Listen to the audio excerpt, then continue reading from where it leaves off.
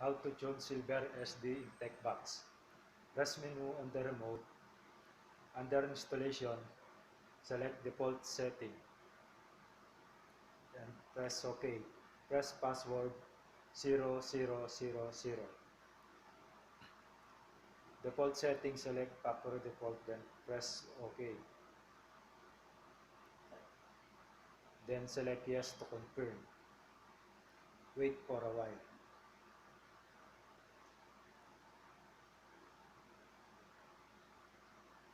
After factory default, the IRB select language setting, choose English, then press OK.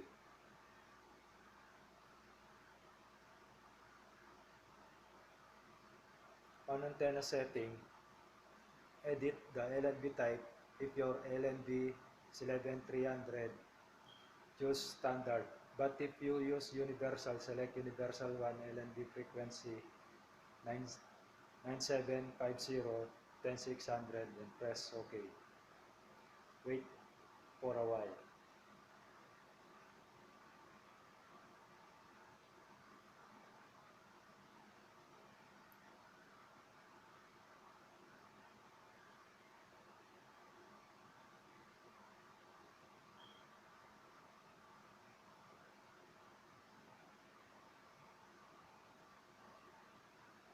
Under installation, select manual scanning, press OK.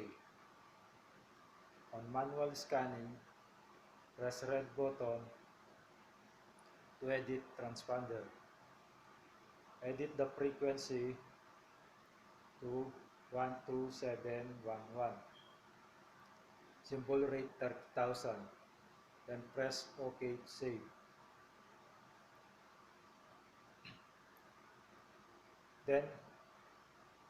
Then edit the frequency to 12410. Symbol rate 30,000.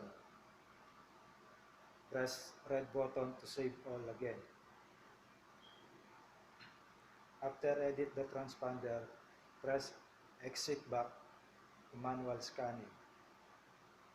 On manual scanning, go to transponder, select 2/2 which frequency is 12711.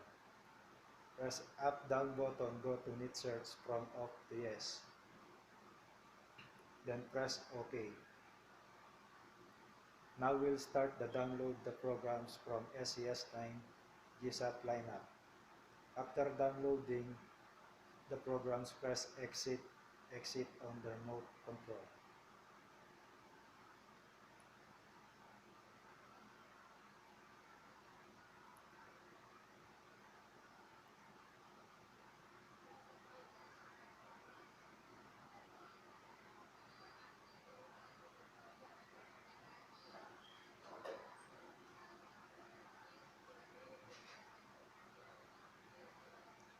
Check the programming from channel 1 to 39.